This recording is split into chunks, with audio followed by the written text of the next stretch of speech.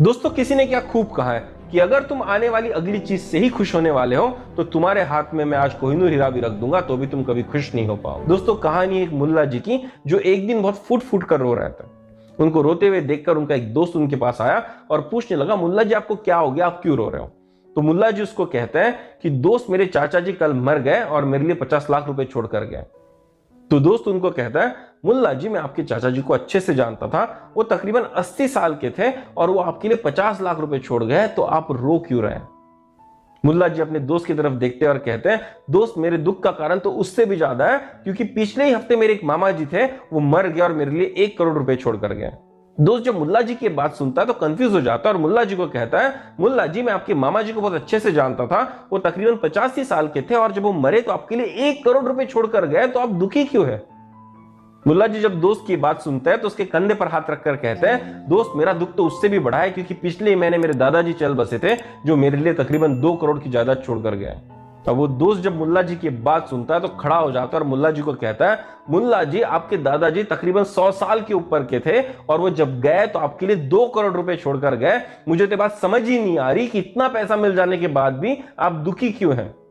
तो मुल्ला जी और foot foot कर रोने लगते हैं और उस दोस्त को कहते हैं, दोस्त मेरे जितने भी अमीर रिश्तेदार थे वो सारे तो मर गए, अब इसके बाद कौन मरेगा और कौन मेरे लिए जायदाद छोड़कर जाएगा? तो दोस्तों क्या आपके साथ भी ऐसा ही कुछ जिंदगी में हुआ है कि आपको भगवान ने इतनी खुशियां देने के बाद भी आप इस चीज से नाराज थे कि अब इसके बाद शायद उन खुशियों का जो सोर्स है वो खत्म हो चुका है? दोस्तों जिंदगी में लालच एक ऐसी बला है जो आपको कभी संतुष्ट नहीं होने देगी, आपको कभी खुश नहीं होने देगी। एक घड़े में भी अगर एक क्रैक हो तो उसमें पानी कभी ठहर नहीं सकता। उसी तरह से अगर आपके जिंदगी के घड़े में लालच का क्रैक पड़ा हुआ है तो आप में कभी संतुष्टि और खुशी रह नहीं सकती। जब तक उस क्रैक को हम भरेंगे नहीं तब तक दोस्तों हमारे पास खुशी ठहर नहीं सकती।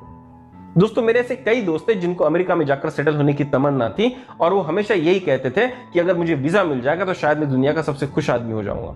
लेकिन दोस्तों जब उनको वीजा मिला तो क्या वो खुश हुए?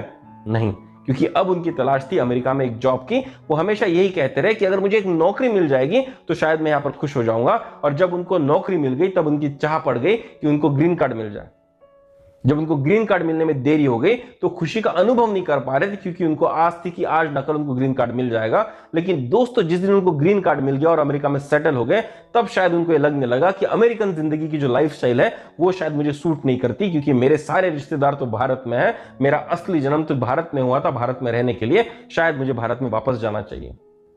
और अमेरिका में एक प्रॉस्परस जिंदगी जीते हुए भी उनके दिल में ये हमेशा मलाल रह जाता है कि शायद वो भारत जाते तो ज्यादा खुश रह पाते। और दोस्तों इसीलिए इस कहानी की शुरुआत में एक कहावत मैंने कही थी कि अगर आने वाली अगली चीज से ही तुमको खुशी मिलने वाली है तो तुम्हारे हाथ में आज मैं कोहिनूर भी रख दूं तभी तुम खुश नहीं हो पाओ। अगर दोस्तों आपको मेरी इस बात में वैल्यू लगी है तो इस पर जरूर विचार कीजिए।